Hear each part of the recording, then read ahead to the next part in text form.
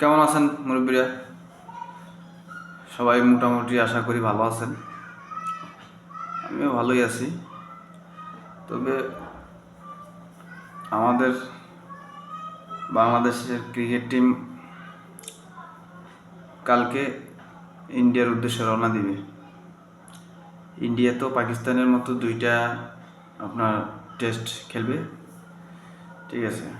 আমরা আশা করব